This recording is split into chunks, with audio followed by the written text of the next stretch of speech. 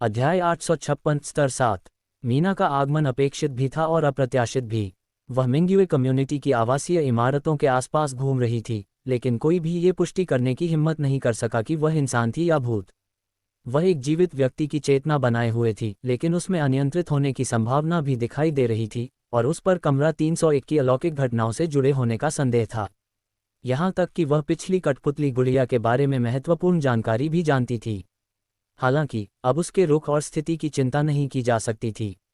इस क्षण रोहित पर एक भयानक भूत द्वारा हमला किया जा रहा है, उसे मिटाया जा रहा है। यहाँ तक कि घोस्ट डोमेन का घेरा, घोस्ट शैडो का कब्जा और एडटोन म्यूजिक बॉक्स का श्राप भी इस परिणाम को पलटने में असमर्थ हैं। ये साधारण सा दिखने वाला मिटाव किसी भी पिछले भयानक भूत के हमले की तुलना में कहीं अधिक खौफनाक है। इस क्षण जैसे ही कॉफिन नेल को जमीन में गहराई से ठोका गया, घोस्ट शैडो को लक्षित करने वाला एक दमन तुरंत बन गया। घोस्ट शैडो ने तुरंत हिलने डुलने की अपनी क्षमता खो दी और रोहित की चेतना पर आक्रमण करना भी बंद कर दिया और एक सुप्त अवस्था में चला गया। यदि रोहित ने पहले ऐसा किया होता तो वह तुरंत मर जाता, क्योंकि उसकी शारीरिक स्थिति बहुत खराब थी। एक सामान्य व्यक्ति बहुत पहले मर गया होता। उसे अपने कमजोर शरीर को बनाए रखने और अपने अस्तित्व को सुनिश्चित करने के लिए घोस्ट शैडो की आवश्यकता थी, लेकिन अब यह आवश्यक नहीं है, क्योंकि रोहित एडटोन म्यूजिक बॉक्स के श्राप से पीड़ित है। जब तक एडटोन म्यूजिक बॉक्स का श्राप गायब नहीं होता, उसकी चेतना का अस्तित्व बना रहेगा। वह नहीं मरेगा, भले ही उसका शरीर बिखर जाए, सड़ जाए या आधा गायब ही क्यों न हो जाए, फिर भी वह इस दुनिया में जीवित रह सकता है। यह अलौकिक शक्तियों का अजीब और भयानक पहलू है। गतिशीलता वापस मिल गई। अचानक उसके शरीर का नियंत्रण इस क्षण स्थानांतरित हो गया और रोहित तुरंत अपने शरीर को फिर से नियंत्रित कर सका। सारा नियंत्रण उसके हाथों में वापस आ गया। क्योंकि कॉफिन नेल ने केवल एक भूत, घोस्ट शैडो, को कील से बांधा था, इसका उसके शरीर में मौजूद अन्य भयानक भूत शक्तियों पर कोई प्रभाव नहीं पड़ा। इसलिए गतिशीलता वापस पाने के बाद रोहित ने तुरंत घोस्ट आई को नियंत्रित किया। घोस्ट आई खुल गई। घोस्ट डोमेन अचानक तेज हो गया, तुरंत घोस्ट डोमेन के 5 परतों के स्तर तक पहुंच गया। घोस्ट डोमेन की 5 परतें पहले से ही वास्तविकता को प्रभावित कर सकती थीं। लाल रोशनी गहरी हो गई, आसपास की सभी इमारतें गायब हो रही थीं। मिंग्युए कम्युनिटी की सभी ऊंची इमारतें चली गईं, केवल कमरा 301 की आवासीय इमारत बची रही। लेकिन फिर भी यह काफी नहीं था। भूत अभी भी रोहित के पास खड़ा था, उसका शरीर अभी भी फीका पड़ रहा था, मिटाया जा रहा था। केवल इस मिटाव की गति थोड़ी धीमी होती प्रतीत हुई।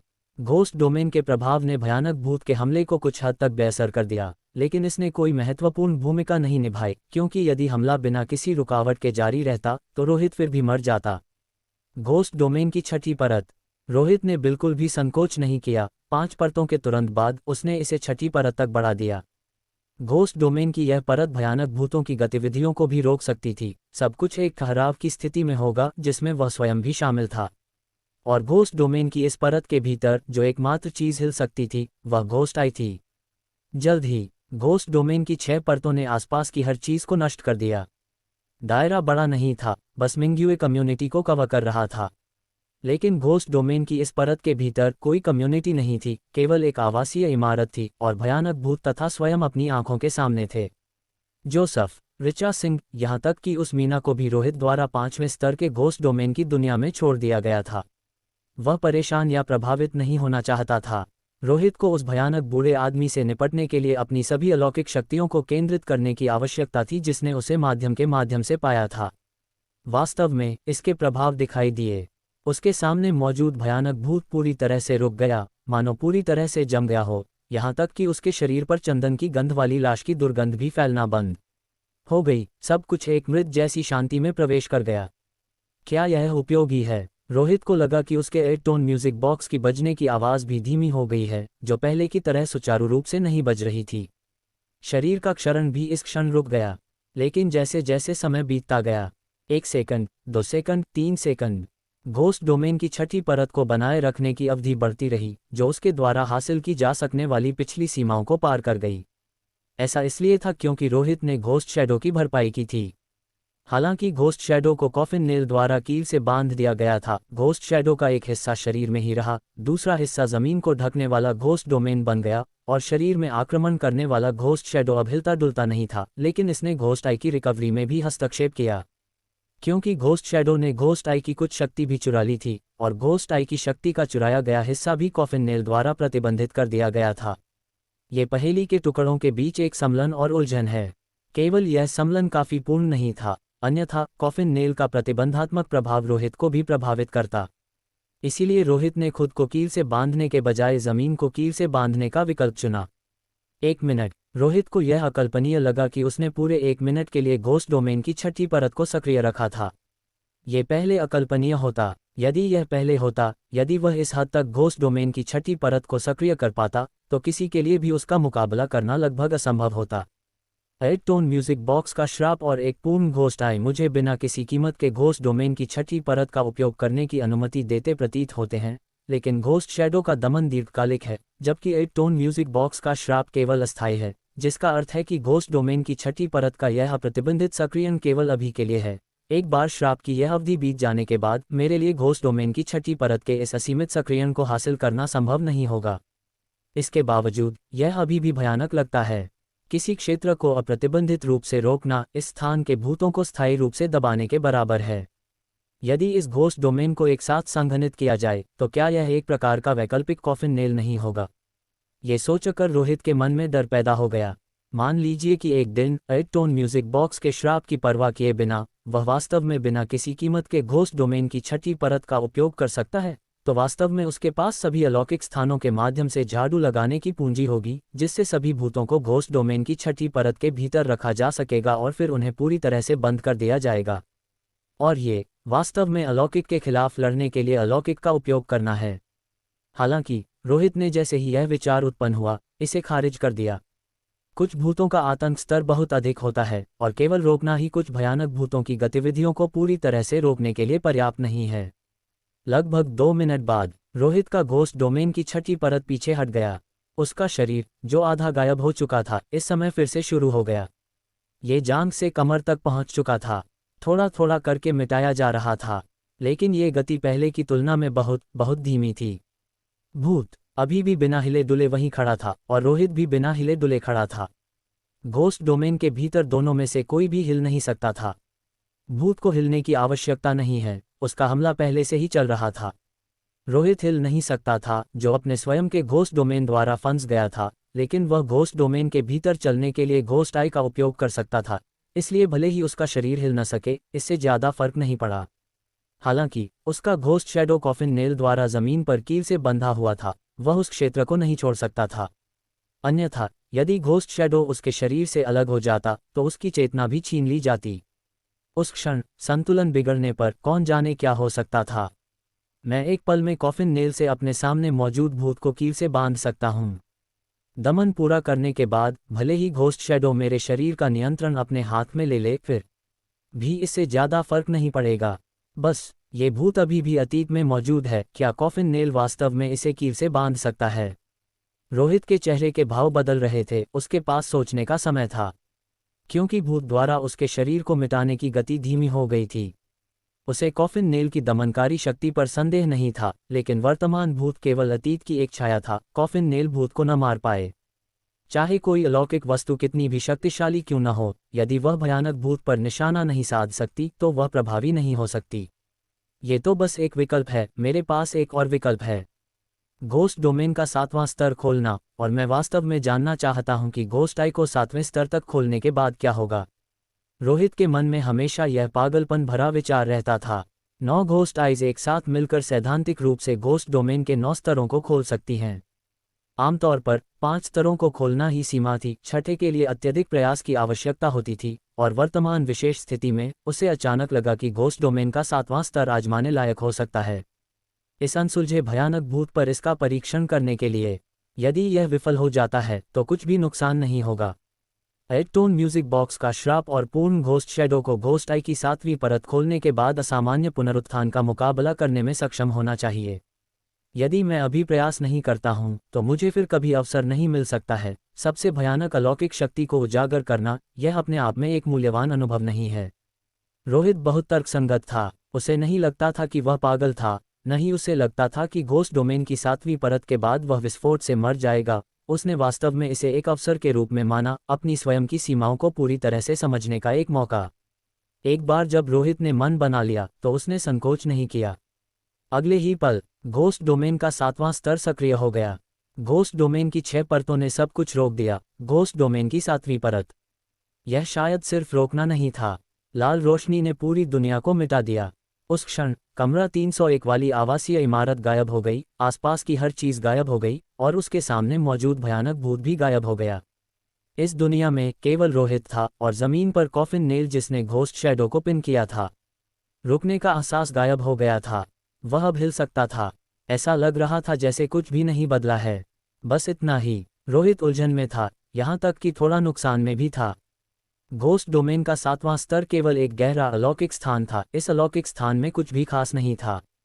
एक सेफ हाउस की तरह नहीं। निश्चित रूप से बात सिर्फ इतनी नहीं थी। घोस्ट डोमेन का 7वां स्तर इतना सरल नहीं होना चाहिए। वह पहली बार इसका उपयोग करने के कारण इसे ठीक से समझ नहीं पाया था, ठीक वैसे ही जैसे रमन के साथ लड़ाई के दौरान उसने पहली बार घोस्ट डोमेन के 6ठे स्तर को खोला था। वह भी अनजान था, बहुत समय बर्बाद कर रहा था। रुको! अचानक रोहित को एक बहुत अजीब बात लगी। एक टोन म्यूजिक बॉक्स का श्राप अभी भी उसके दिमाग में था, लेकिन म्यूजिक बॉक्स की आवाज बदल गई थी, एक और धुन में बदल गई थी, रुक रुक कर, अपरिचित फिर भी परिचित। नहीं नहीं, ये गाना नहीं बदला है, बल्कि मैं खुद हूँ। धुन अभी भी मूल धुन ही है, लेकिन जिस तरह से यह बजती है वह उल्टी हो गई है। रोहित को इसका एहसास हुआ और वह अचानक चौंक गया। उल्टा? रुको! उसका अपना समय उल्टा हो रहा था, अतीत में वापस जा रहा था। उसने पहले भी इस स्थिति का अनुभव किया था, दा चांग शहर में हंग्री घोस्ट की घटना, जहां हंग्री घोस्ट ने इस भयानक अलौकिक क्षमता का उपयोग किया था, सीधे समय को आधे घंटे पीछे मोड़ दिया था, जिससे रोहित की पहली कार्रवाई विफल हो गई थी। उसने इस घटना को रीस्टार्ट कहा। तो क्या रोहित अब रीस्टार्ट हो रहा था? अतीत में किसी विशेष क्षण में वापस जाना, खुद को रीस्टार्ट करना। उसने नीचे देखा। पक्की बात, गायब होता शरीर तेजी से वापस आ रहा था। फीके पड़ते रंग ठीक हो रहे थे। रोहित का शरीर, जिसे भयानक भूत द्वारा मिटा दिया गया था, अब एक और भी मजबूत अलौकिक शक्ति द्वारा वापस खींचा जा रहा था। घोस्ट डोमेन का 7वां स्तर स्वयं को रीस्टार्ट करना है, समय की पिछली अवधि में लौटना है, और कोई कितना पीछे जाता है यह इस बात पर निर्भर करता है कि घोस्ट डोमेन का 7वां स्तर कितने समय तक बनाए रखा जाता है। रोहित को अचानक एहसास हुआ।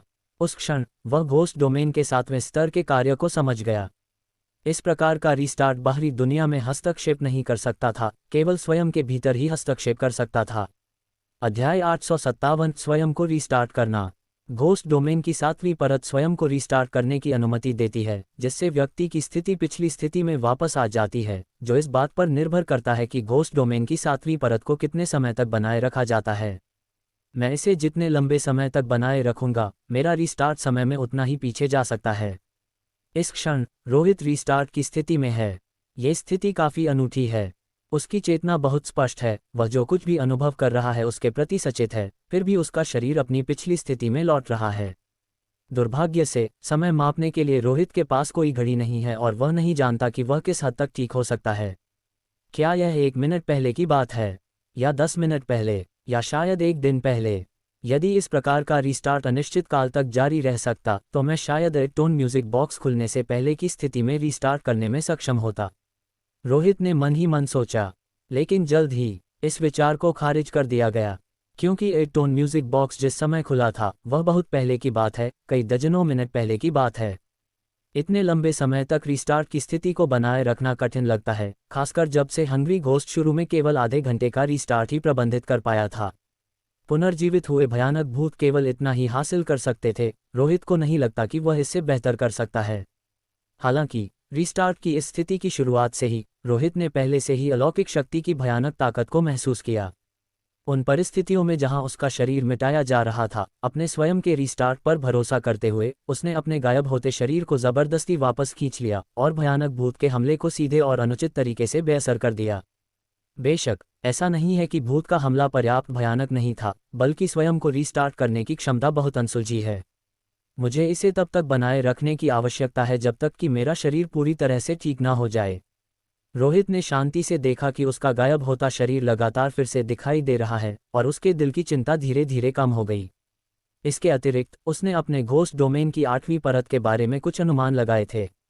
यदि घोस्ट डोमेन की 6ठी परत रोकने के बारे में है, तो घोस्ट डोमेन की 7वीं परत स्वयं को रीस्टार्ट करने के बारे में है। घोस्ट डोमेन की 8वीं परत में तब अपने आसपास के पूरे क्षेत्र को रोकना और उस क्षेत्र के भीतर सब कुछ रीस्टार्ट करना शामिल होगा, कुछ मिनट या दर्जनों मिनट पीछे जाना। यदि इसे और भी बेहतर तरीके से नियंत्रित किया जाए तो ये किसी विशिष्ट क्षेत्र, किसी विशिष्ट व्यक्ति को रीस्टार्ट कर सकता है। यदि वह इसे हासिल कर सकता तो रोहित वास्तव में इस स्तर की अलौकिक घटनाओं में भयानक भूतों का मुकाबला कर सकता था। अब केवल 8-टोन म्यूजिक बॉक्स के श्राप और पूर्ण घोस्ट शैडो पर भरोसा करके ही वह बमुश्किल घोस्ट डोमेन की 7वीं परत खोल सकता था। उस कदम तक पहुंचने के लिए उसके पास अभी भी एक लंबा रास्ता तय करना है। रुको, कुछ गड़बड़ है। 8-टोन म्यूजिक बॉक्स की आवाज़ धीमी हो रही है। अचानक रीस्टार्ट के इंतजार के समय में रोहित के चेहरे के भाव अचानक बदल गए। उसने ध्यान दिया कि उसके दिमाग में 8-टोन म्यूजिक बॉक्स की आवाज़ धीमी और धीमी होती जा रही थी, मानो घंटी की आवाज़ कम की जा रही हो। नहीं, ऐसा नहीं है कि घंटी की आवाज़ धीमी हो रही है, बल्कि 8-टोन म्यूजिक बॉक्स का श्राप अप्रभावी हो रहा है, एक अन्य अलौकिक शक्ति द्वारा दबाया जा रहा है। वह घोस्ट आई होनी चाहिए। घोस्ट डोमेन की 7वीं परत की लंबी अवधि स्वाभाविक रूप से घोस्ट आई के पुनरुत्थान को उत्तेजित करती है, और अब जब ये कुछ समय के लिए सक्रिय हो गया है तो घोस्ट आई की अलौकिक शक्ति लगातार जारी हो रही है। अब 8-टोन म्यूजिक बॉक्स का श्राप भी इस पुनरुत्थान के तहत पीछे हट रहा है। एक बार जब घंटी की आवाज़ गायब हो जाएगी तो रोहित की चेतना भी गायब हो सकती है। बेशक एक और संभावना है कि 8-टोन म्यूजिक बॉक्स का श्राप घोस्ट आई के पुनरुत्थान से बेअसर हो जाए और रोहित बिना किसी नुकसान के जीवित रह सके। हालांकि ये संभावना बहुत कम है, वह अब जुआ खेलने की हिम्मत नहीं करता है। मुझे घोस्ट डोमेन की 7वीं परत की स्थिति से बाहर निकलना होगा। रोहित ने अब जांच करने के लिए अपना सिर थोड़ा नीचे किया। उसके गायब होते शरीर का अधिकांश हिस्सा पहले ही ठीक हो चुका था। उसने थोड़ा और इंतजार करने का फैसला किया, घोस्ट डोमेन को वापस लेने से पहले उसके शरीर के पूरी तरह से बहाल होने तक इंतजार किया। इस क्षण बाहरी दुनिया का जोसेफ इस क्षण स्तब्ध था, अपने सामने के दृश्य को कुछ हद तक अविश्वास से देख रहा था। घोस्ट डोमेन की 7वीं परत के भीतर मौजूद रोहित के लिए ऐसा लग रहा था मानो बहुत समय बीत गया हो, लेकिन बाहर के लिए ये बस एक पल था। जोसेफ ने रोहित को लाल रोशनी में घिरे देखा, वह तुरंत गायब हो गया और फिर से दिखाई दिया। फिर बदरंग शरीर ठीक हो गया, गायब हुए अंग फिर से दिखाई दिए, पूरा व्यक्ति पुनर्जीवित लग रहा था, भूत के हमले से पहले की स्थिति में लौट आया था। रीस्टार्ट। जोसेफ ने अपनी आंखें चौड़ी कर लीं और इसका एहसास होने के बाद वह डर गया। वह भयानक क्षमता जो केवल अनसुलझे स्तर के भयानक भूतों के पास होती है, और कैप्टन रोहित ने वास्तव में इस पर महारत हासिल कर ली है। ये बस अविश्वसनीय है, ये जानने के लिए कि अब तक दुनिया के भूत मास्टर्स में से एक भी व्यक्ति इस कदम तक नहीं पहुंचा है। कई शीर्ष भूत मास्टर्स ऐसा नहीं कर सकते हैं, या यूं कहें कि ऐसा करने की हिम्मत नहीं करते हैं, क्योंकि भयानक भूतों की क्षमताओं को इस हद तक खोदना भूत के पुनरुत्थान के कारण बिल्कुल घातक है। कैप्टन, अब आप कैसा महसूस कर रहे हैं? क्या आप ठीक हैं? सब कुछ बहुत तेजी से हुआ। जोसेफ ने केवल मीना को कॉफिन नेल को रोहित के हाथ में ले जाते हुए देखा, जिसके तुरंत बाद रोहित ने जमीन पर घोस्ट शैडो को पिन कर दिया और सीधे खुद को रीस्टार्ट कर लिया। हालांकि वह नहीं जानता कि इस अवधि के दौरान किस तरह का अलौकिक टकराव शामिल था, आखिरकार रीस्टार्ट का उपयोग किया गया था। मैं ठीक हूँ। रोहित अपनी जगह पर खड़ा था, उसका शरीर पूरी तरह से ठीक हो चुका था और उसके दिमाग में 8-टोन म्यूजिक बॉक्स के श्राप की घंटी की आवाज़ भी तेज होने लगी थी। रीस्टार्ट स्थिति से बाहर निकलने के बाद श्राप बहाल हो गया था। जोसेफ, तब से लेकर अब तक कितना समय हुआ है? बस कुछ ही सेकंड। मैंने लाल रोशनी की एक चमक देखी और फिर कैप्टन आप ठीक हो गए। जोसेफ रुका, समझ नहीं पा रहा था कि ऐसा सवाल क्यों पूछा गया। बस इतना ही। रोहित का दिल धड़क उठा, वह तुरंत समझ गया। घोस्ट डोमेन की 7वीं परत में केवल उसे ही लगा कि उसके रुकने का समय बहुत लंबा था, क्योंकि वह रीस्टार्ट की स्थिति में था, उसकी सोच प्रभावित हुई थी, लेकिन वास्तव में ये केवल एक क्षण था जो बीता था। हालांकि इस प्रकार के रीस्टार्ट की अवधि बहुत सीमित है। इस विशेष स्थिति में भी वह भूत द्वारा उस पर हमला करने से पहले की स्थिति में बमुश्किल रीस्टार्ट कर सकता था। जारी रखने का मतलब होगा कि उसके 8-टोन म्यूजिक बॉक्स का श्राप पूरी तरह से दब जाएगा और फिर घोस्ट आई पुनर्जीवित हो जाएगी। लेकिन अब इस बारे में बात करने का समय नहीं है, भूत अभी भी यही है, यदि इससे नहीं निपटा गया तो इसके हमले जारी रहेंगे। रोहित ने जल्दी से अपने विचारों को वापस समेटा। उसने अपनी घोस्ट आई से अपने सामने मौजूद भयानक बूढ़े आदमी को देखा। रीस्टार्ट के साथ बूढ़ा आदमी रोहित को मिटा नहीं सका और यह वास्तविक दुनिया पर सफलतापूर्वक आक्रमण भी नहीं कर सका। जो इससे पहले ही आक्रमण कर चुके थे वे तेजी से फीके पड़ गए और गायब हो गए, अपनी मूल स्थिति में लौट आए। हवा में तैरता हुआ काला और सफ़ेद बूढ़ा आदमी अभी भी सुन्न और डरावने तरीके से रोहित को घूर रहा था। रीस्टार्ट ने भयानक भूत के हमले को बाधित नहीं किया। इस भयानक बूढ़े आदमी द्वारा घूरे जाने के बाद रोहित को अपने पूरे शरीर में ठंडक महसूस हुई और संकट की एक मजबूत भावना ने उसे घेर लिया। उसने इसे तब महसूस नहीं किया था जब उसका शरीर घोस्ट शैडो द्वारा आक्रांत किया गया था, लेकिन अब जब उसने नियंत्रण वापस पा लिया था तो उसने तुरंत इस भयानक भूत द्वारा निशाना बनाए जाने के आतंक को महसूस किया। फिर से मेरे अस्तित्व को मिटाने की कोशिश कर रहा है। मुझे तुरंत इसे रोकने का रास्ता खोजना होगा। रोहित ने तुरंत सोचना शुरू किया। उसके प्रयासों ने साबित कर दिया था कि 5% घोस्ट डोमेन इस भयानक काले और सफ़ेद बूढ़े आदमी को दूर नहीं भेज सकता था, और हालांकि घोस्ट डोमेन की छठी परत मिटाने की प्रक्रिया को धीमा कर सकती थी, यह अंतिम परिणाम को नहीं बदल सकती थी। फायरवुड नाइफ का भी इस्तेमाल नहीं किया जा सकता था, क्योंकि फायरवुड नाइफ को सक्रिय करने के बाद ये वास्तविक दुनिया में एक दूसरे बूढ़े आदमी को ला सकता है, जो भयानक भूत से निपटने के बजाय स्थिति को संभावित रूप से खराब कर सकता है। इस क्षण कॉफिन नेल घोस्ट शैडो को कील से बांध रहा था। एक बार हटा दिए जाने पर घोस्ट शैडो का आक्रमण जारी रहेगा और रोहित अपने शरीर पर से फिर से नियंत्रण खो देगा। क्या उसे दबाने के लिए घोस्ट हैंड पर भरोसा करना चाहिए? रोहित एक पल के लिए झिझका। उसके पास अभी भी एक तरीका बचा था, जो कि घोस्ट हैंड की उस विशेषता का उपयोग करना था जो एक भूत को दबाती है, इस बूढ़े आदमी को दबाने और उसे इस दुनिया से गायब करने के लिए। लेकिन क्या घोस्ट हैंड ऐसा कर सकता है? इतने भयानक भूत से निपटना असंभव होना चाहिए, है ना? रोहित को अपनी क्षमताओं की कुछ समझ थी और उसे विश्वास नहीं था कि घोस्ट हैंड इस बूढ़े आदमी को दबा सकता है। इन सभी तरीकों के बेकार साबित होने के साथ रोहित के पास अब विकल्पों की कमी लग रही थी। क्या मेरे पास सचमुच वापस लड़ने का कोई रास्ता नहीं है और मैं केवल भाग सकता हूँ? रोहित के चेहरे के भाव अप्रत्याशित रूप से बदल गए। उसने पाया कि खुद को रिबूट करने के लिए घोस्ट डोमेन की 7वीं परत शुरू करने के बाद भी वह केवल खुद को बमुश्किल बचा सकता था। इस भयानक भूत के खिलाफ कोई वास्तविक मौका नहीं था। नहीं, रुको, अभी भी एक अलौकिक वस्तु है जिसका मैंने उपयोग नहीं किया है। जब रोहित खुद को दुविधा में पा रहा था तो अचानक उसने कुछ सोचा। घोस्ट डोमेन में जहां उसने सब कुछ नियंत्रित किया, उसने अपनी स्थिति बदल दी और जमीन पर कॉफिन नेल के साथ तेजी से दूर चला गया। बहुत जल्द वह मिंग्युए कम्युनिटी के दूसरे हिस्से में दिखाई दिया, लेकिन जिससे उसके रोंगटे खड़े हो गए वह ये था, उसके सामने काले और सफ़ेद रंग का बूढ़ा आदमी अभी भी उसके सामने डरावने तरीके से खड़ा था। उसकी खाली राख जैसी आंखें अभी भी उस पर टिकी हुई थीं। घोस्ट डोमेन हिल गया, लेकिन ये भूत अभी भी उससे चिपका हुआ था। क्या एक बार निशाना बनाए जाने के बाद इस भूत से छुटकारा पाना असंभव है? तो क्या इसका मतलब यह है कि मैं चाहे जहां भी भागूं, ये बेकार है? रोहित के दिल में ठंडक महसूस हुई। वह किसी और चीज़ की चिंता नहीं कर सकता था। उसने तुरंत अपने पास जमीन पर रखा एक बक्सा खोला। बक्से के अंदर एक शत विक्षत टूटी हुई गुड़िया थी। ये कमरा 301 से बाहर निकले भयानक भूतों में से एक था। ये फेरोसियस घोस्ट डिस्ट्रिक्ट में अलौकिक घटनाओं का स्रोत भी था, एक बहुत ही भयानक भूत। यदि रोहित ने फायरवुड नाइफ से इसे नष्ट नहीं किया होता तो वह शायद इस चीज़ द्वारा पहले ही मारा जा चुका होता। चार्ल्स मैथ्यू भी इस चीज़ को नहीं संभाल सकता था। डरावनी गुड़िया अविश्वसनीय रूप से भयानक थी। रोहित ने जल्दी से क्षत विक्षत गुड़िया को जोड़ा। साथ ही उसका शरीर धीरे धीरे फिर से फीका पड़ रहा था। भूत उसके खिलाफ अपना उन्मूलन जारी रखे हुए था, वह उन्मूलन जिससे बचा नहीं जा सकता। इसे रोकने का एकमात्र तरीका रीबूट करना था या इस भूत की उत्पत्ति से निपटना था। रोहित तेजी से बढ़ा और जल्द ही उसके हाथों में जख्मों से भरी एक गुड़िया बन गई। इस गुड़िया की आंखें उल्टी लगाई गई थीं और जिस किसी को भी यह घूरती वह भयानक भूत के निरंतर हमलों से पीड़ित होता, बिना रुके। हत्या का ये पैटर्न बिल्कुल उस भयानक बूढ़े आदमी जैसा ही था।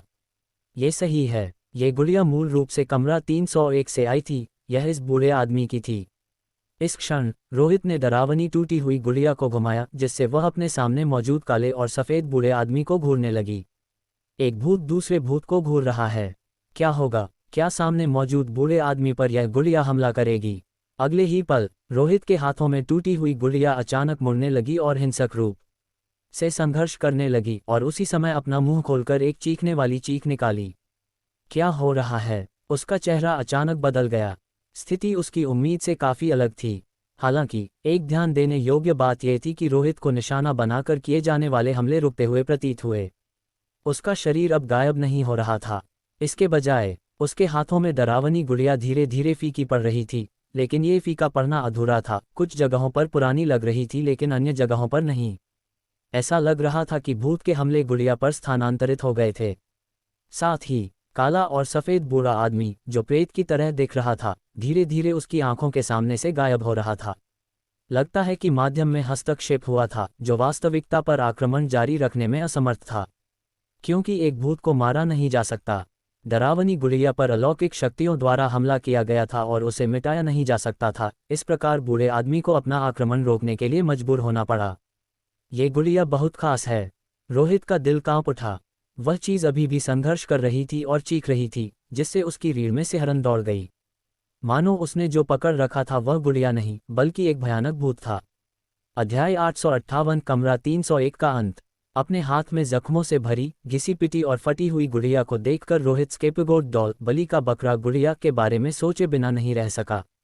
इससे पहले उसने यह अनुमान लगाया था कि स्केपगोट डॉल कमरा 301 से आई होगी। आखिरकार कमरा 301 की वर्कटेबल पर कपड़े की गुड़िया बनाने के निशान थे, और कुछ गुड़िया तो वहां अधूरी ही छोड़ दी गई थीं। और ये वस्तुएं हवा में से तो प्रकट नहीं हो सकती थीं, वे निश्चित रूप से किसी प्रकार की अलौकिक वस्तु या किसी भयानक भूत का ही एक रूप थीं। चूंकि यह एक रूप थी, तो इसका कोई न कोई स्रोत अवश्य होना चाहिए। इस समय रोहित के हाथ में मौजूद गुड़िया बहुत संभवतः स्केपगोट डॉल का मूल स्रोत हो सकती थी, या फिर स्केपगोट डॉल इस गुड़िया की एक नकल हो सकती थी। लेकिन अब इस बारे में सोचने का समय नहीं था। इस क्षण रोहित को अभी भी अपने हाथ में मौजूद पुरानी गुड़िया हिंसक रूप से संघर्ष करती हुई महसूस हो रही थी। यहाँ तक कि घोस्ट हैंड के कसकर पकड़ने के बावजूद गुड़िया ऐसे मरोड़ ले रही थी मानो वह किसी दुर्जय अलौकिक शक्ति का सामना कर रही हो, या मानो उसे उकसाया गया हो और वह जागना शुरू कर रही हो। बूढ़ा आदमी गायब हो गया है। जब रोहित ने अपनी आंखों के सामने भयानक भूत की आकृति को अंततः गायब होते देखा, तो उसने राहत की सांस ली। जो भयानक भूत माध्यम के जरिए वास्तविकता में आक्रमण करने ही वाला था, उसे उसने इस गुड़िया से नाकाम कर दिया और माध्यम को सफलतापूर्वक समाप्त करके भूत की घुसपैठ को रोक दिया। उसका अपना तात्कालिक खतरा फिलहाल टल गया था। जो गुड़िया हिंसक रूप से संघर्ष कर रही थी, वह धीरे धीरे शांत होने लगी और अपनी पहली जैसी स्थिर अवस्था में लौट आई। अलौकिक टकराव गुड़िया की जीत के साथ समाप्त हुआ। हालांकि भले ही गुड़िया अब हिल नहीं रही थी, रोहित ने ध्यान दिया कि उसकी आंखें फिर से डरावने तरीके से घूमने लगी थीं और लगातार हर चीज़ को ताकने लगी थीं। ऐसा लगता है कि आंखों को उल्टा करने से इस गुड़िया की स्वायत्त हरकतें नहीं रुकती हैं। क्या इसीलिए कमरा 301 के मालिक को इस चीज़ को सब्जी की टोकरी में रखकर कपड़े से ढकना पड़ा था, ताकि गुड़िया आसपास न देख सके? पहले उत्सुकतावश मैंने उस फूलों वाले कपड़े को हटा दिया था, जिसने गुड़िया का ध्यान खींच लिया, और इसीलिए वह सक्रिय हो गई। इस क्षण वह अपने हाथ में मौजूद इस चीज़ के सक्रिय होने के कुछ पैटर्न को समझने लगा था। पहला, गुड़िया को कोई दिखना नहीं चाहिए। एक बार दिखने के बाद वह हिलेगी और अलौकिक घटनाएं पैदा करेगी, संभवतः खुद को कहीं छिपा लेगी। दूसरा, गुड़िया की आंखों से आंखें नहीं मिलानी चाहिए, अन्यथा व्यक्ति को गुड़िया द्वारा निशाना बनाया जाएगा और भयानक हमलों का सामना करना पड़ेगा। अंत में गुड़िया द्वारा निशाना बनाए गए भयानक भूत अपने हमलों को स्थानांतरित कर देंगे। सभी अलौकिक शक्तियां गुड़िया में स्थानांतरित हो जाती हैं, जो फिर उसका सामना करना शुरू कर देती है। ये कुछ जबरदस्ती आक्रमण खींचने जैसा है। रोहित ने अभी अभी भयानक भूत के हमले को स्थानांतरित करने के लिए गुड़िया का इस्तेमाल किया था, जिससे उस भयानक अलौकिक घटना का समाधान हो गया। यदि इसका सही उपयोग किया जाए, तो यह चीज़ किसी भयानक भूत का पूरी तरह से मुकाबला कर सकती है और उसे गुड़िया का सामना करा सकती है। लेकिन इस नियम को ट्रिगर करना थोड़ा मुश्किल है। गुड़िया को भूत को देखना होगा और भूत को गुड़िया को देखना होगा। निश्चित रूप से सीमाएं हैं। आखिरकार कुछ भूतों के सिर या आंखें भी नहीं होती हैं, वे गुड़िया को कैसे देख सकते हैं? वह गुड़िया की कमियों का विश्लेषण करना भी नहीं भूला। क्या ये खत्म हो गया? इस क्षण काले और सफ़ेद प्रेत आकृति को गायब होते देखने के बाद जोसेफ सावधानी से पास आया और उसने पूछा, जो अभी भी स्पष्ट रूप से सहमा हुआ था। हमने अभी अभी एक भयानक भूत के माध्यम से निपटा है। असली भयानक भूत अभी भी उस इमारत में भटक रहा है। रोहित ने अपने विचारों को समेटा और इमारत की ओर देखा। वह बिल्डिंग नंबर 9 होनी चाहिए, बिल्डिंग नंबर 7 नहीं। असली बिल्डिंग नंबर 7 दूसरी तरफ है। क्योंकि पोस्ट ऑफिस ने पत्र गलत जगह डिलीवर कर दिया था, लेकिन इसका कोई मतलब बनता था, क्योंकि बिल्डिंग नंबर 9 में कमरा 301 बहुत भयानक था। अलौकिक कठिनाई के इस स्तर की घटना कैप्टन लेवल के लोगों के लिए भी मौत का कारण बन जाती। तीसरी मंजिल का संदेशवाहक वहां डिलीवरी पूरी नहीं कर सकता था, और पोस्ट ऑफिस अपने संदेशवाहकों के लिए कोई विनाशकारी डिलीवरी कार्य निर्धारित नहीं करेगा। अब हम क्या करें? जोसेफ ने भी इमारत की ओर देखा। घोस्ट शैडो से निपट लिया गया है, चार्ल्स मैथ्यू के पुनर्जीवित भूत से निपट लिया गया है, और वास्तविकता से आक्रमण करने वाले भयानक भूत से भी निपट लिया गया है। जो बचा है वह केवल एक भयानक भूत है, लेकिन ये सबसे भयानक भी है। मेरा इसे छूने का कोई इरादा नहीं है। आखिरकार हर समस्या में मेरे हस्तक्षेप की आवश्यकता नहीं है। कमरा 301 के कारण फिरोसियस घोस्ट डिस्ट्रिक्ट में अलौकिक घटना दाचुआन शहर में हुई थी, इसलिए चार्ल्स मैथ्यू को इससे निपटने दें।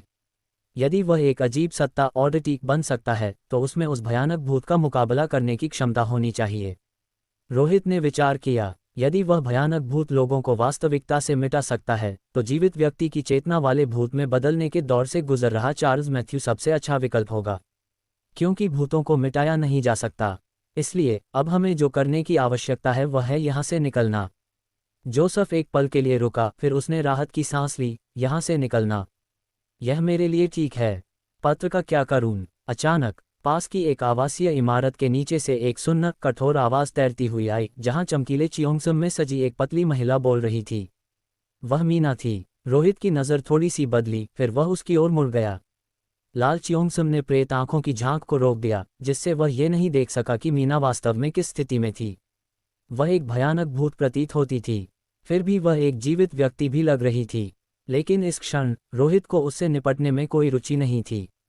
चूंकि कोई संघर्ष नहीं था और अभी अभी मीना ने वास्तव में कॉफिन नेल को उसके हाथों में सौंपकर उसकी मदद की थी, यद्यपि उसे उस पर संदेह था, फिर भी कार्रवाई करने का कोई कारण नहीं था। मैं वह पत्र पुनः प्राप्त कर लूंगा।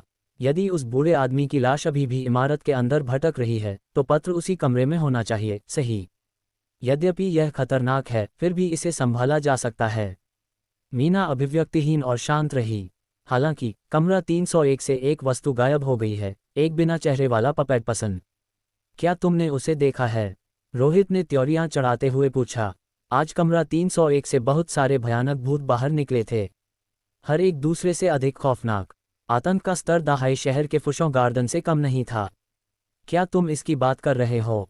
अचानक मीना ने अपने गाल को छुआ और फिर उसे धीरे से हटाने के लिए हाथ बढ़ाया।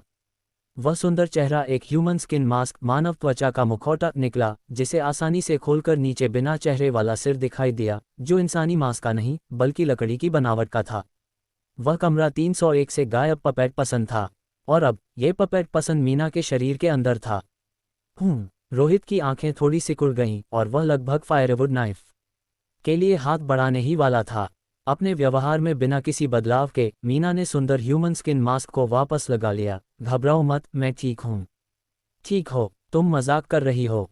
क्या ये किसी ऐसे व्यक्ति की तरह लगता है जो ठीक है? अतीत में जब मैं डाक बांट रही थी तब मेरा सामना एक भयानक अलौकिक घटना से हुआ था। मेरे शरीर पर एक भयानक भूत ने हमला किया था और मेरे पास त्वचा की एक परत के अलावा कुछ नहीं बचा है।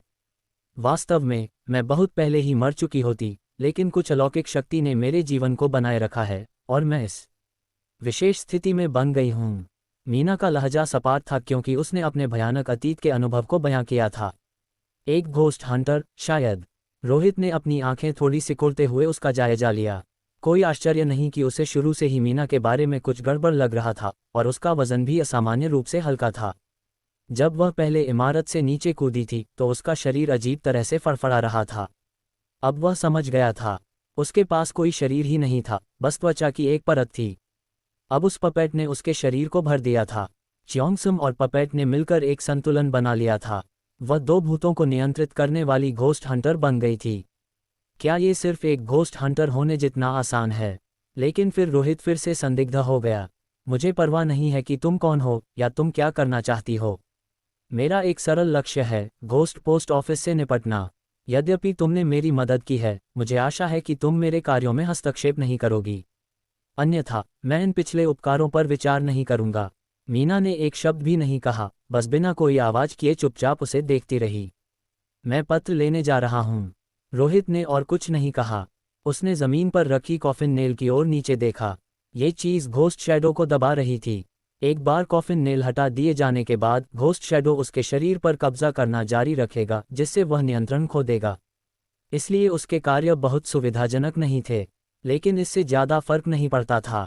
जब तक 8 टोन म्यूजिक बॉक्स का श्राप लागू था, वह श्राप की अवधि के दौरान बिना किसी कीमत के घोस्ट डोमेन की शक्तियों का उपयोग कर सकता था। उसकी नज़र जमीन पर गड़े घोस्ट शैडो से उठी। रोहित इमारत की ओर देखने के लिए मुड़ा। घोस्ट डोमेन के भीतर यह इमारत अलौकिक शक्तियों से घिरी हुई थी जो पूरी तरह से अप्रभावित थी। लेकिन अगले ही पल रोहित की घोस्ट आइज ओवले हो गईं और 6 परत वाला घोस्ट डोमेन एक बार फिर खुल गया। एक लाल रोशनी ने पूरी इमारत को ढक लिया, जिससे सब कुछ रुक गया। हालांकि इमारत में स्वयं कोई बदलाव नहीं दिखा। वास्तव में जो बदला वह ये था कि इमारत के अंदर की सभी अलौकिक घटनाएं भी समय में रुक गईं। उसे प्रतिशोध लेने वाली आत्माओं से संपर्क करने की आवश्यकता नहीं थी, न ही उसे कोई जोखिम उठाने की आवश्यकता थी। सबसे विवेकपूर्ण तरीका इमारत को रोकना, किसी भी अलौकिक गतिविधि को रोकना और खुद के लिए कुछ सेकंड हासिल करना था। केवल कुछ सेकंड ही काफ़ी होंगे। अगले ही पल रोहित अपनी मूल जगह से गायब हो गया, लेकिन 10 सेकंड से भी कम समय बाद वह फिर से दिखाई दिया। अपने हाथ में उसने एक पीला पत्र पकड़ रखा था। मैंने पत्र ले लिया है, रोहित ने शांति से कहा। बिल्डिंग नंबर 7 के कमरा 301 के बारे में कुछ भी असामान्य नहीं है। यह एक खाली कमरा है जिसे खाली कर दिया गया है। मैंने जांच करने के लिए घोस्ट डोमेन का उपयोग किया और अलौकिक उपस्थिति के कोई संकेत नहीं है, अन्यथा मेरा घोस्ट डोमेन बाधित हो जाता। इसके तुरंत बाद वह अचानक बिल्डिंग नंबर 7 के नीचे दिखाई दिया। ऋचा सिंह यही थी, जो रोहित को श्रद्धा और भय से देख रही थी, एक शब्द भी बोलने की हिम्मत नहीं कर रही थी। मुझे लगता है कि इस पत्र का शायद कोई प्राप्तकर्ता नहीं है। इस पत्र के साथ घोस्ट पोस्ट ऑफिस का सबसे महत्वपूर्ण उद्देश्य हमें बिल्डिंग नंबर 7 के कमरा 301 में पहुंचाना नहीं था, बल्कि हमें फिरोसियस घोस्ट डिस्ट्रिक्ट में लाना था। इस यात्रा पर जो अनुभव हमें हुए वे पोस्ट ऑफिस की डिलीवरी के इरादे थे, जिनमें मजबूत भ्रामक तत्व शामिल थे, लेकिन पोस्ट ऑफिस के कुछ उद्देश्य भी पूरे हो रहे थे। शायद ये हमें मिंग्युए कम्युनिटी में विसंगति की याद दिलाने के लिए है, या शायद ये हमसे किसी प्रकार का संतुलन तोड़ने के लिए है, जिससे बिल्डिंग नंबर 9 के कमरा 301 में प्रतिशोधी आत्मा मुक्त हो सके। रोहित के हाथ में मौजूद पत्र मौके पर ही गायब हो गया। अगले ही पल वह पत्र तीसरी मंजिल के एक अंधेरे खाली कमरे में दिखाई दिया। पत्र डिलीवर करने का कार्य पूरा हो गया था। ऋचा सिंह ने रोहित की ओर देखा, उसकी अटकलों को सुना और उसके दिल में एक ठंडी सिहरन दौड़ गई। घोस्ट पोस्ट ऑफिस वास्तव में सभी के साथ खिलवाड़ कर रहा था। पत्र डिलीवर हुआ या नहीं, इससे कोई फर्क नहीं पड़ता था। जो बात मायने रखती थी वह संदेशवाहक को फिरोसियस घोस्ट डिस्ट्रिक्ट के मिंग्युए कम्युनिटी में लाना था। पत्र को जलाओ और वापस जाओ। तुम्हें अब यहाँ रहने की आवश्यकता नहीं है। इस वापसी के बाद मुझे विश्वास है कि हम जल्द ही पोस्ट ऑफिस की चौथी मंजिल पर मिलेंगे, रोहित ने ऋचा सिंह से ठंडे स्वर में कहा। क्या आप ठीक हैं? ऋचा सिंह ने अपनी मुट्ठियां भींच लीं, घबराहट में पसीना बहा रही थी। एक पल के लिए हिचकिचाने के बाद, यह न जानते हुए कि क्या कहे, उसने ऐसे सवाल पूछ लिया मानो उस पर कोई साया हो। एक मूर्ख भी देख सकता था कि रोहित खराब स्थिति में था, विभिन्न अलौकिक शक्तियों से उलझा हुआ था और किसी अप्रत्याशित विस्फोट से उसकी मृत्यु होना आसान होगा। रोहित मुड़ा और उस जगह से गायब हो गया, फिर लगभग 10 मीटर दूर फिर से दिखाई दिया। यह ऐसा सवाल नहीं है जो तुम्हें पूछना चाहिए। ऋचा सिंह के पास कहने के लिए शब्द नहीं थे, उसे सीधे खारिज कर दिया गया था। हालांकि उसे गुस्सा महसूस नहीं हुआ, ऐसा लगता है कि इस तरह से यह अधिक सामान्य था, इस व्यक्ति के चरित्र के अधिक अनुरूप था। रोहित, धन्यवाद। उसने एक गहरी सांस ली और ईमानदारी से अपना आभार व्यक्त किया। फिर बिना किसी देरी के ऋचा सिंह ने तुरंत मुड़े हुए काले पत्र को जला दिया। पत्र जल गया। उसके पीछे धीरे धीरे एक डरावना रास्ता दिखाई देने लगा। इस बार ये सफल रहा। जैसे ही कार्य पूरा हुआ, पत्र ने अपनी भूमिका निभाई। डरावने रास्ते के अंत में रिपब्लिक ऑफ चाइना काल की शैली में बनी एक इमारत खड़ी थी। इसका दरवाज़ा नियॉन लाइटों से सजाया गया था जो रहस्यमयी और गूढ़ तरीके से टिमटिमा रही थी। घोस्ट पोस्ट ऑफिस शब्द स्पष्ट रूप से दिखाई दे रहे थे। घोस्ट पोस्ट ऑफिस की अलौकिक शक्तियों को बुलाने के लिए इस पत्र का उपयोग करने का ऋचा सिंह का ये पहला मौका भी था। अपने दिल में थोड़ी घबराहट के साथ उसने घोस्ट पोस्ट ऑफिस की ओर जाने वाले डरावने रास्ते पर कदम रखा। रास्ते में उसने पीछे देखने की कोशिश की, लेकिन उसके पीछे घना अंधेरा था, कुछ भी दिखाई नहीं दे रहा था और कुछ भी मौजूद नहीं था। यह एक ऐसा रास्ता था जहां से वापस नहीं लौटा जा सकता था। अपने दिल में फैली बेचैनी को दबाते हुए Richa Singh ghost post office के प्रवेश द्वार पर पहुंची और प्रवेश करने के लिए दरवाज़ा धकेला। घोस्ट पोस्ट ऑफिस में प्रवेश करने पर ऋचा सिंह ने पहली बार राहत की सांस ली। उसे इस भयानक घोस्ट पोस्ट ऑफिस से सुरक्षा का एक अंश महसूस हुआ। मुझे बताओ, तीसरी मंजिल पर क्या स्थिति है? रोहित अभी तक क्यों नहीं आया? यदि तुम स्पष्टीकरण नहीं दे सकती तो मैं तुम्हें मार डालूंगा। हालांकि अगले ही पल छड़ी घुमाते हुए किसी व्यक्ति की भारी आवाज गूंजी और सन रूई, जिसका चेहरा लाश की तरह पीला था, हॉल में ठंडा और सुन्न होकर दिखाई दिया, जो ऋचा सिंह को घूर रहा था, मानो वह पूछताछ कर रहा हो। और ऐसा लग रहा था कि यदि ऋचा सिंह ने कुछ भी असंतोषजनक कहा तो वह निस्संदेह मर जाएगी। ऋचा सिंह का दिल अचानक बैठ गया और उसने इस अजीब आदमी की ओर देखा। वह जानती थी, ये रोहित के सहयोगियों में से एक था, एक भयानक व्यक्ति जिसने अलौकिक शक्तियों को वश में किया हुआ था। इस बीच दाचुआन शहर के मिंग्युए कम्युनिटी में रोहित अपना सामान समेट रहा था और निकलने की तैयारी कर रहा था। उसने 8 टोन म्यूजिक बॉक्स पपेट गुलियों को एकत्र किया और लोगों की तलाश करने वाले भूत को दाचुआन शहर के बाहरी इलाके में भेज दिया।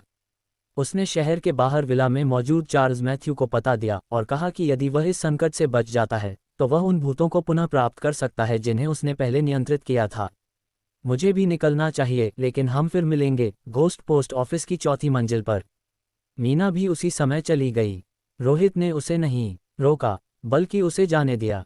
इस क्षण रोहित और जोसेफ ने अपना सामान पैक कर लिया और फेरोसियस घोस्ट डिस्ट्रिक्ट के बाहर आ गए, जो खतरे के असली केंद्र से काफी दूर था। भूत अभी भी बाहर आ सकते हैं। उस बूढ़ी महिला की लाश अभी भी मिंग्युए कम्युनिटी के आसपास भटक रही है। इससे पहले कि चार्ल्स मैथ्यू दाचुआन शहर का प्रभार ले, हमें कुछ निवारक उपाय करने चाहिए। ये कहने के बाद रोहित का घोस्ट डोमेन एक बार फिर फैल गया। घोस्ट डोमेन द्वारा क्षेत्र को ढकने के बाद पूरे क्षेत्र का परिदृश्य भयानक परिवर्तनों से गुजरा। एक एक करके इमारतें रहस्यमयी रूप से गायब हो गईं, मानो उन्हें वास्तविकता से मिटा दिया गया हो। केवल एक समतल जमीन बची रह गई, जिसमें केवल मिंग्युए कम्युनिटी ही अलग थलग खड़ी रही। जटिल वास्तुकला गायब हो गई। फिर मिंग्युए कम्युनिटी को घेरते हुए एक ऊंची दीवार बनकर उभरी। दीवार 20 मीटर ऊंची और 5 मीटर मोटी थी। फेंके गए निर्माण मलबे से निर्मित, ये पूरी तरह से आपस में जुड़ी हुई थी, यहाँ तक कि सबसे अच्छे निर्माण कर्मचारियों द्वारा बनाई गई दीवारों से भी बेहतर। और इसमें केवल कुछ सेकंड लगे। घोस्ट डोमेन वास्तविकता को बदल देता है, परिदृश्य को प्रभावित करता है, इस तरह से इसका उपयोग किसी आश्चर्य से कम नहीं है। जोसेफ हमेशा ऐसे दृश्य देखकर हैरान रह जाता था, चाहे उसने इसे कितनी भी बार क्यों न देखा हो। ओह कैप्टन, आपने अंदर जाने के लिए कोई दरवाज़ा नहीं छोड़ा। अचानक उसे एहसास हुआ कि बिना किसी दरवाजे के दीवार बहुत कसकर बंद कर दी गई थी। दरवाजे की कोई आवश्यकता नहीं है, ये स्थान जीवित लोगों के लिए वर्जित है। यदि चार्ल्स मैथ्यू प्रवेश करना चाहता है तो वह निश्चित रूप से इसे अपने दम पर कर सकता है, रोहित ने कहा। ये सच है, जोसेफ ने सिर हिलाया। ये दीवार केवल साधारण लोगों को रोकने के लिए थी और यह उन्हें पूरी तरह से रोक भी नहीं सकती थी। यदि कोई ठान ले तो वे हेलीकॉप्टर के जरिए प्रवेश कर सकते थे। चलो चलें। रोहित ने भी जो करने की आवश्यकता थी उसे पूरा कर लिया था और अब जाने का समय था। वह घोस्ट पोस्ट ऑफिस वापस नहीं लौटा। अब जरूरी काम 8 टोन म्यूजिक बॉक्स के श्राप और घोस्ट शैडो के आक्रमण से निपटने का रास्ता खोजना था। डाक पहुंचाने का कार्य अभी के लिए टालना होगा। इस स्थिति में यदि उसने 4थी मंजिल पर पत्रों के माध्यम से जबरदस्ती रास्ता बनाया और 5वीं मंजिल तक पहुंचा, तो अंतिम परिणाम संभवतः घोस्ट पोस्ट ऑफिस के साथ परस्पर विनाश होगा। रोहित अभी मरना नहीं चाहता था। जब तक कि यह बिल्कुल आवश्यक न हो, वह अंतिम उपाय के रूप में ही ऐसा कदम उठाएगा। इसके विपरीत, एक बार जब वह श्राप और घोस्ट शैडो के आक्रमण से निपट लेता तो घोस्ट पोस्ट ऑफिस से निपटना बहुत आसान हो जाता। 8 टोन म्यूजिक बॉक्स के श्राप के केवल कुछ ही दिन बचे थे। समय बहुत कम था। अध्याय 859 प्रभाव और तरीका। अभी अभी मैंने मुख्यालय से एक नया संग्रह आर्काइव स्थापित करवाया है, जिसे लेवल A के रूप में वर्गीकृत किया गया है और इसका कोड नाम कमरा 301 रखा गया है। दाचांग शहर की ओर जा रहे एक विमान में जोसेफ ने इस अवसर का उपयोग काम की रिपोर्ट देने के लिए किया, क्योंकि यह घटना पूरी तरह से सुलझी नहीं थी, इसलिए एक संग्रह स्थापित करना और अलौकिक घटना के स्तर को निर्धारित करना बहुत महत्वपूर्ण मामले थे। लेकिन दाचुआन शहर में हुए नुकसान और चार्ल्स मैथ्यू की स्थिति को देखते हुए इस घटना को एस लेवल के रूप में वर्गीकृत करना कोई अतिशयोक्ति नहीं होगी। हालांकि चूंकि अधिकांश घटना को सुलझा लिया गया था और केवल मिंग्युए कम्युनिटी में एक भूत भटक रहा था, इसे एस लेवल घोषित करने से बहुत अधिक प्रभाव पड़ता, इसलिए उन्होंने इसका स्तर एक दर्जा घटा दिया। मुख्यालय द्वारा स्थापित संग्रह का हमसे उतना गहरा संबंध नहीं है, हमें बस इसकी रिपोर्ट करने की आवश्यकता है, क्योंकि यह घटना पहले से ही अस्थायी नियंत्रण में है, रोहित ने कहा। जोसेफ से रिपोर्ट करवाने का उसका उद्देश्य बहुत सरल था। जोसेफ स्वयं कमरा 301 में दाखिल नहीं हुआ था और वहां की स्थिति के बारे में बहुत स्पष्ट नहीं था, इसलिए सभी वास्तव में महत्वपूर्ण जानकारी रोहित के दिमाग में थी। और जो संग्रह उसने बनाया था वह सबसे महत्वपूर्ण था। कमरा 301। रोहित केबिन की सीट पर बैठा था और उसके हाथ में एक ड्राइंग बोर्ड था। उसे कहीं से एक पेंसिल मिल गई थी और वह सफ़ेद कागज़ पर तेजी से स्केच बना रहा था। वह पहले स्केच बनाना नहीं जानता था, लेकिन अब वह बना सकता था। उसका दिमाग यादों से भरा हुआ था, जिनमें स्केचिंग से जुड़ी कई तकनीकें और तरीके शामिल थे। यह ऐसा था मानो उसने इसे पहले सीखा हो। वह जानता था कि ये यादें उसकी अपनी नहीं थीं, बल्कि दाचुआन शहर में आक्रमण करने वाले घोस्ट शैडो फिगर द्वारा चुराई गई थीं। इन यादों में सब कुछ था, जिनमें स्केचिंग भी शामिल थी। बहुत जल्द सफ़ेद कागज़ पर एक कमरे का रूप साकार होने लगा। दीवारें, फर्श, मेज और साथ ही कई विवरण एक एक करके उकेरे गए। रोहित को लगा कि कमरा 301 में अभी भी कई ऐसी चीजें हैं जिनकी उसने पूरी तरह से जांच नहीं की थी। कई रहस्य अभी उजागर होने बाकी थे। वह आगे कोई जोखिम नहीं उठाना चाहता था, इसलिए उसने अपनी यादों की चीजों को बस चित्रित किया और संग्रह में सहेज दिया, ताकि समय बीतने के साथ वह उन्हें भूल न जाए। शीघ्र ही स्केच पूरा हो गया। रोहित ने संग्रह को व्यवस्थित किया और फिर अपने पास फर्श पर पड़ी कॉफिन नेल पर एक नज़र डाली। कॉफिन नेल अभी भी घोस्ट शैडो के आर पार छिदी हुई थी। एक टोन म्यूजिक बॉक्स की बजती हुई धुन उसके दिमाग में गूंज रही थी। वर्तमान में रोहित एक ऐसी स्थिति में था जहां वह किसी भी क्षण मर सकता था, चाहे वह अनियंत्रित घोस्ट शैडो के कारण हो या एक टोन म्यूजिक बॉक्स के कारण। दोनों ही उसकी जान ले सकते थे। इसके अलावा एक टोन म्यूजिक बॉक्स के श्राप की एक समय सीमा थी। कुछ ही दिनों में जब श्राप समाप्त होगा, तब भी रोहित की मृत्यु हो जाएगी। इसलिए समस्या को हल करने के लिए उसके पास बचा हुआ समय प्रचुर नहीं था। यदि मुझे जीवित रहना है तो मुझे एक टोन म्यूजिक बॉक्स के श्राप को घोस्ट शैडो पर लागू होने देना होगा, ताकि वह श्राप का बोझ सहन करे। यदि यह सफल रहा तो संपूर्ण घोस्ट शैडो एक बार फिर क्रैश अवस्था में जा सकता है और फिर मेरी चेतना सब कुछ अपने नियंत्रण में ले सकती है। उस समय न केवल मैं संपूर्ण घोस्ट शैडो को वश में कर सकूंगा, बल्कि इस बात की भी संभावना होगी कि मैं एक टोन म्यूजिक बॉक्स के श्राप को धारण कर लूं। रोहित ने अपने हाथ में मौजूद लाल रंग के छोटे बक्से की ओर देखा। वह महसूस कर सकता था कि इसके अंदर की अलौकिक शक्ति अब मौजूद नहीं थी। बक्सा केवल एक पात्र था, असली आतंक एक टोन म्यूजिक बॉक्स की श्रापित धुन का वह टुकड़ा था। अब धुन का वह टुकड़ा उसके अपने दिमाग में बसा हुआ था। जब वह दोबारा मरेगा, तभी वह श्रापित धुन एक टोन म्यूजिक बॉक्स में वापस लौटेगी। यदि अब कोई अन्य व्यक्ति एक टोन म्यूजिक बॉक्स को खोलता भी, तो यह निरर्थक होता। उसमें से कोई आवाज नहीं निकलती और साधारण लोगों पर इसका कोई प्रभाव नहीं पड़ता। तो समस्या वही बनी रहती है, एक जीवित व्यक्ति की चेतना का अस्तित्व कैसे सुनिश्चित किया जाए। रोहित को एक बार फिर इस दुविधा का सामना करना पड़ा। इससे पहले उसने एक स्पिरिट टैबलेट और अलौकिक तस्वीरों की मदद से अपनी चेतना को स्थानांतरित किया था। अब उसके हाथों में एक स्पिरिट टैबलेट तो थी, लेकिन यदि वह अपनी चेतना को स्थानांतरित करना चाहता था तो एक विकल्प सब्स्टिट्यूट व्यक्ति की आवश्यकता होती। वह विकल्प वही व्यक्ति होना चाहिए जो उस अलौकिक तस्वीर के अंदर मौजूद हो। और अलौकिक तस्वीरें खींचने में सक्षम कैमरा अभी भी मुख्यालय के पास था। बेशक अलौकिक कैमरा केवल एक पूर्व आवश्यकता प्रीरेक्विजिट था। सबसे महत्वपूर्ण बात सफलता की दर थी।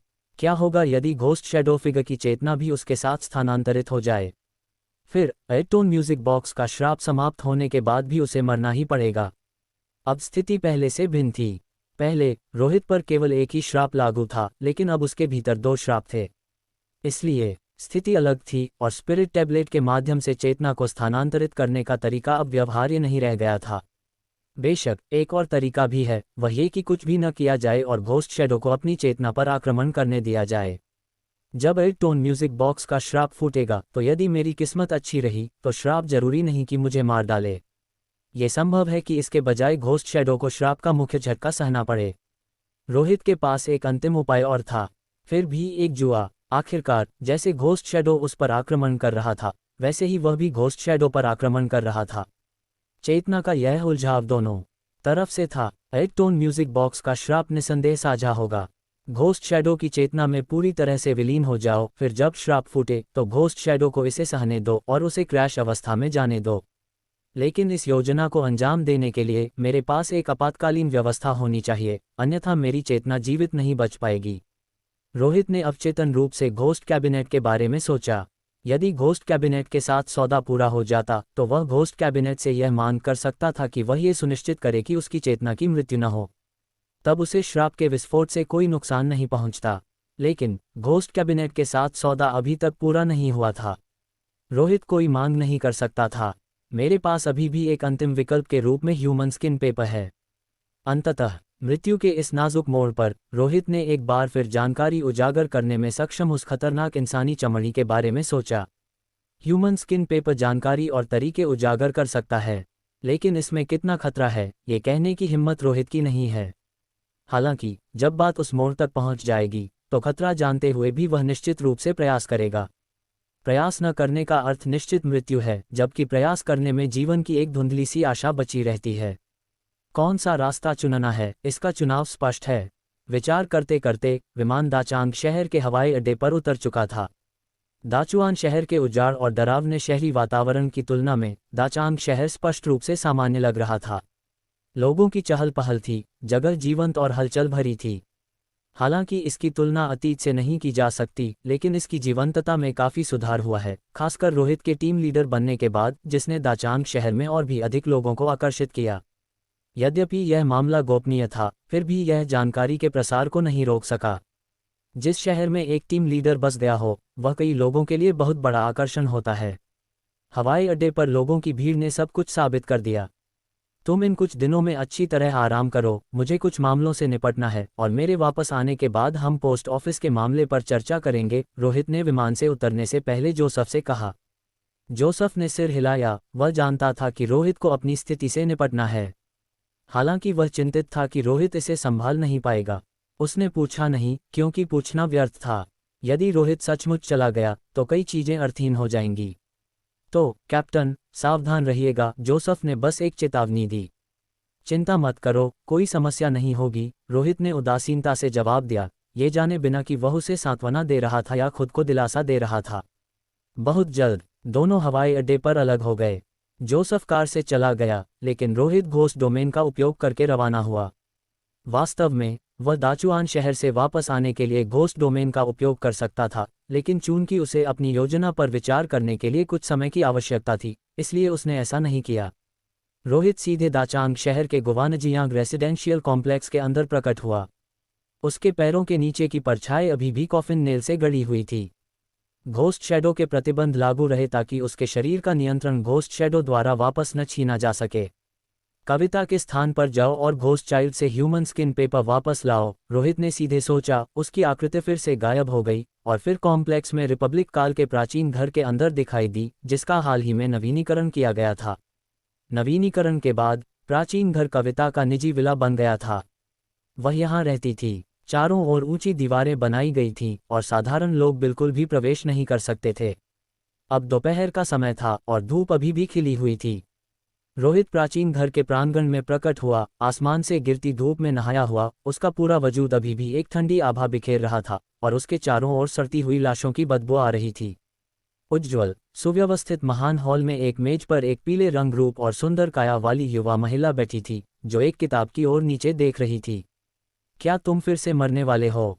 कविता ने रोहित के आगमन पर ध्यान दिया। उसने अपना सिर थोड़ा उठाया। उसका गोरा चेहरा किसी भी अभिव्यक्ति से रहित था, एक बर्फ की देवी की तरह भावनाहीन। तुम्हें यह महसूस हुआ? रोहित ने बिना हिले डुले पूछा। कविता ने कुछ नहीं कहा, बस अपनी बर्फ जैसी सफ़ेद बाँह को दिखाने के लिए अपनी आस्तीन को थोड़ा उठाया, जिस पर एक डरावनी लाल आंख चारों ओर ताकती हुई लग रही थी। ये लाल आंख अभी पूरी तरह से नहीं बनी थी, केवल बिना किसी पदार्थ के एक रूपरेखा थी। घोस्ट आई की तरह, फिर भी घोस्ट आई के स्तर तक नहीं पहुंची थी।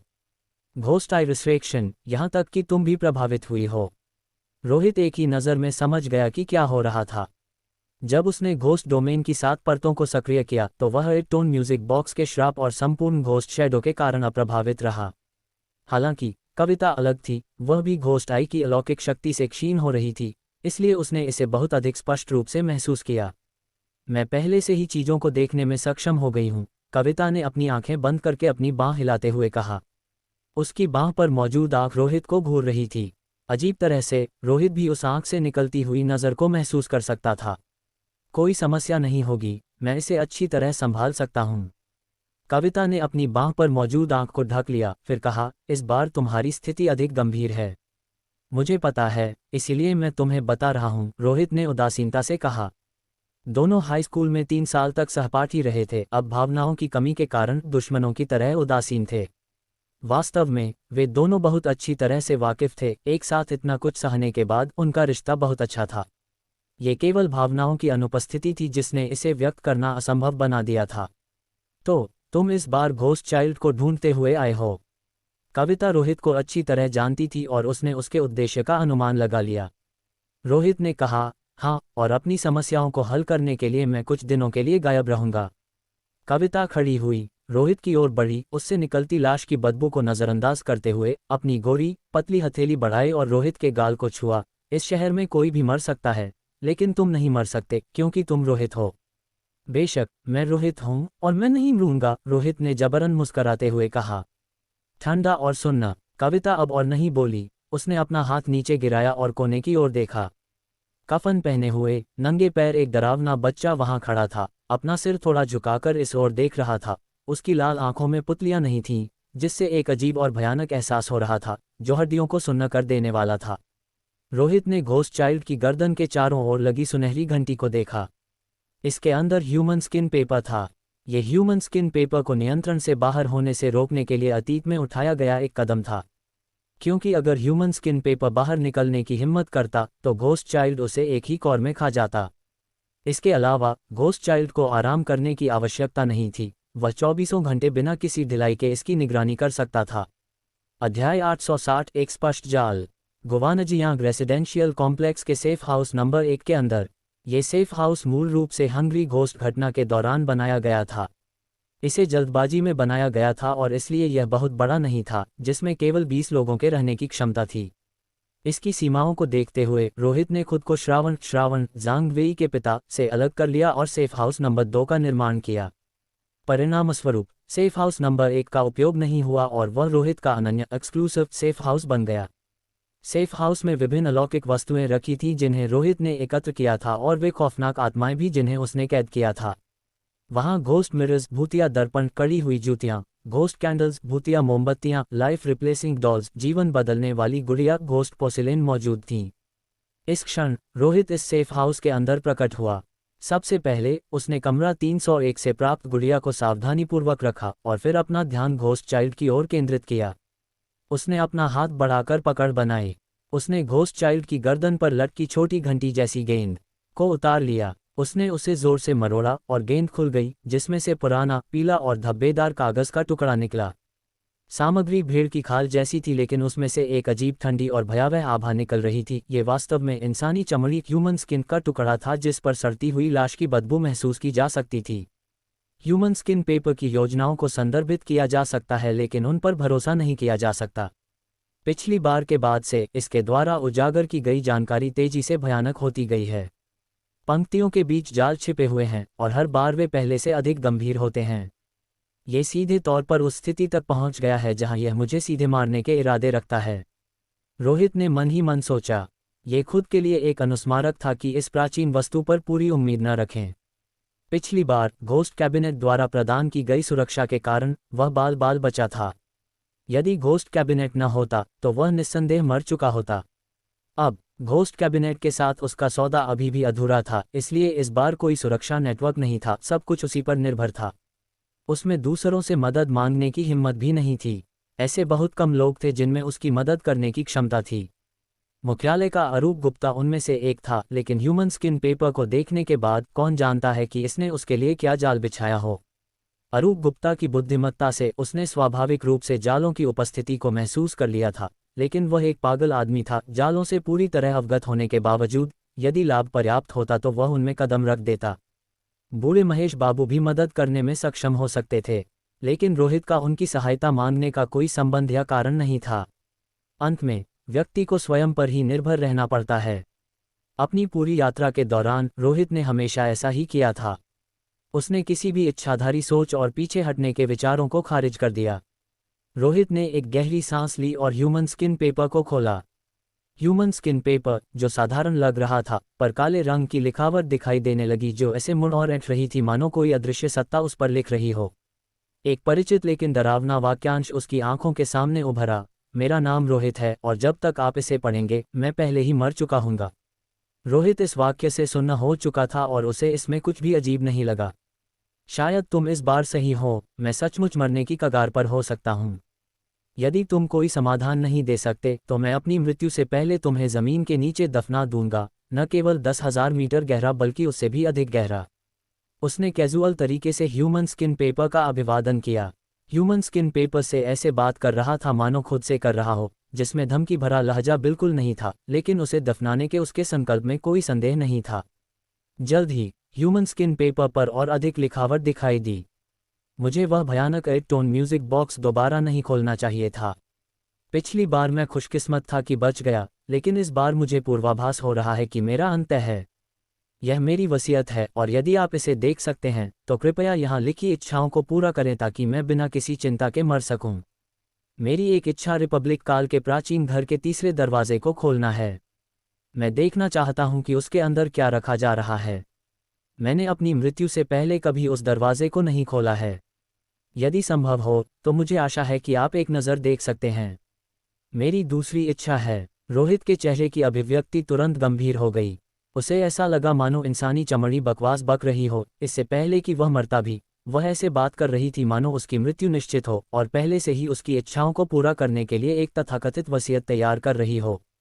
क्या वह उसकी मृत्यु के लिए इतनी उत्सुक थी, या फिर ह्यूमन स्किन को घोस्ट चाइल्ड के हाथों में छोड़ने के कारण उसमें गहरा असंतोष भर गया था और वह आत्मघाती बन गई थी? रोहित ने विचार किया, कम से कम वह ह्यूमन स्किन पेपर की जानकारी में एक विशाल जाल को पहचानने में सक्षम था। रिपब्लिक काल के प्राचीन घर के तीसरे कमरे को बिल्कुल भी नहीं खोला जाना चाहिए। यदि उसने अपनी मृत्यु से पहले उस कमरे को खोल दिया तो शायद उसकी भयानक मौत होगी। उपयोगी सलाह के बिना ये चीज़ मेरे लिए बेकार है। घोस्ट चाइल्ड, आओ और इसे खा लो, रोहित ने सीधे आदेश दिया। घोस्ट चाइल्ड तुरंत दौड़ता हुआ आया और बिना किसी हिचकिचाहट के अपना मुंह चौड़ा खोला और ह्यूमन स्किन पेपर को काट लिया।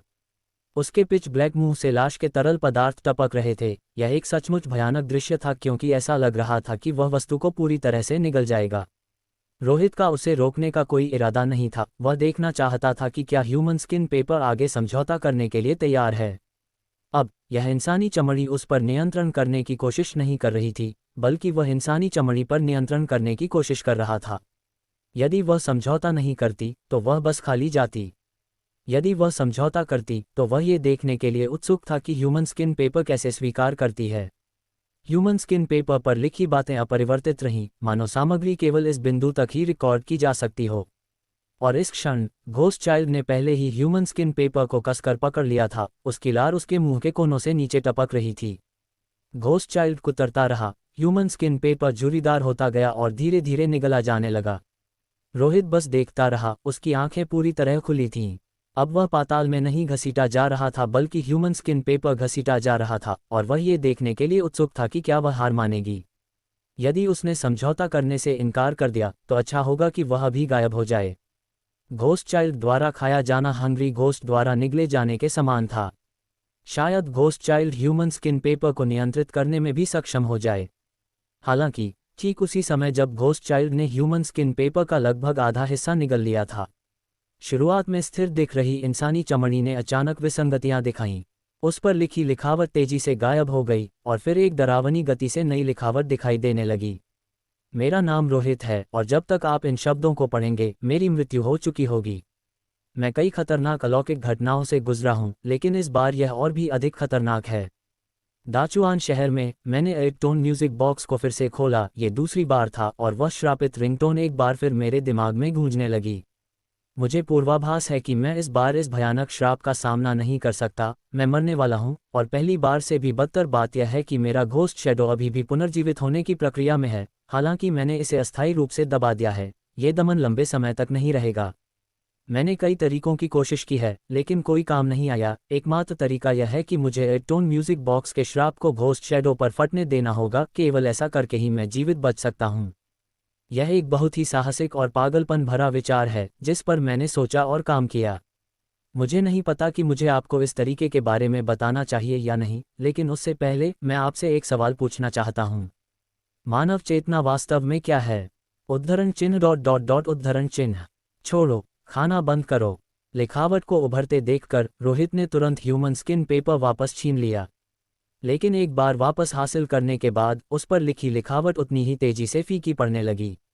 हालांकि यह जल्दी से गायब हो गई, लेकिन घोस्ट आई के माध्यम से उसने सामग्री को पहले ही देख लिया था। विशेष रूप से अंतिम पंक्ति, मानव चेतना वास्तव में क्या है। जैसे ही रोहित ने विचार किया, सामग्री फिर भी बदल गई। ह्यूमन स्किन पेपर पर लिखी बातें एक योजना में बदल गईं। मैंने 8 टोन म्यूजिक बॉक्स के श्राप और घोस्ट शैडो के पुनरुद्धार की समस्या को हल कर लिया है, लेकिन आपको अपने हाथ में मौजूद ह्यूमन स्किन पेपर पर पूरी तरह से भरोसा करना होगा। संदेह न करें, क्योंकि किसी भी संदेह से आपकी मृत्यु हो सकती है। 8 टोन म्यूजिक बॉक्स का श्राप आज से 2 दिन बाद दोपहर 1:15 बजे फूटेगा। जब श्राप फूटा तो मैंने घोस्ट शैडो को दबाने वाली कॉफिन नेल को छोड़ दिया, घोस्ट शैडो को अपनी चेतना पर आक्रमण करने दिया और साथ ही अपने चेहरे को ह्यूमन स्किन पेपर से ढक लिया। उसके बाद मैं सो गया। जब मैं दोबारा जागा तो घोस्ट शैडो क्रैश हो चुका था और 8 टोन म्यूजिक बॉक्स का श्राप गायब हो गया था। मेरा नाम रोहित है और यदि आप इस वाक्य को पढ़ रहे हैं तो मैं अभी भी जीवित हूँ। लिखावट उभरना बंद हो गई और सब कुछ शांत अवस्था में आ गया। ह्यूमन स्किन पेपर पर कोई और अलौकिक परिवर्तन प्रदर्शित नहीं हुए। रोहित की नज़र ठंडी हो गई क्योंकि वह अपने हाथों में गहरे भूरे रंग के ह्यूमन स्किन पेपर को ध्यान से घूर रहा था। श्राप के फूटते ही अपने चेहरे को ह्यूमन स्किन पेपर से ढक लूं और फिर बस सो जाऊं। क्या जाल अब इतनी बेशर्मी से बिछाया गया है? या अब छिपाने की कोई ज़रूरत नहीं है, बस जाल को यहाँ छोड़कर मेरे एक बंद रास्ते में कदम रखने और खुद इसे ट्रिगर करने का इंतज़ार किया जा रहा है। ह्यूमन स्किन पेपर में छिपा हुआ जाल काम नहीं आया और ऐसा लगा कि उसने अब अपनी रणनीति बदल ली है। ये योजना भरोसेमंद नहीं है। मुझे लगता है कि वह सवाल ही असली कुंजी है। मानव चेतना वास्तव में क्या है? रोहित ने विचार किया। ये सवाल घोस्ट चाइल्ड की धमकी के तहत उभरा था, इसलिए इसमें विश्वसनीयता की एक निश्चित डिग्री है। इस श्राप से बचने के लिए सफलता चेतना में निहित है। मैं ये जानता हूँ, ह्यूमन स्किन पेपर भी इसे जानता है, लेकिन जब ह्यूमन स्किन पेपर समाधान जानता है, मैं नहीं जानता। हालांकि ह्यूमन स्किन पेपर की पिछली विशेषताओं के आधार पर इसके द्वारा प्रदान किया गया समाधान प्राप्त करने योग्य होना चाहिए। ये संभवतः कोई असंभव समाधान नहीं दे सकता। हल करने के लिए एक और पहेली। उसने अपना सिर मला। पहेलियों को सुलझाना उसकी विशेषज्ञता नहीं थी। हम इस मामले पर बाद में विचार करेंगे। वैसे भी अभी 2 और आधे दिन बाकी हैं।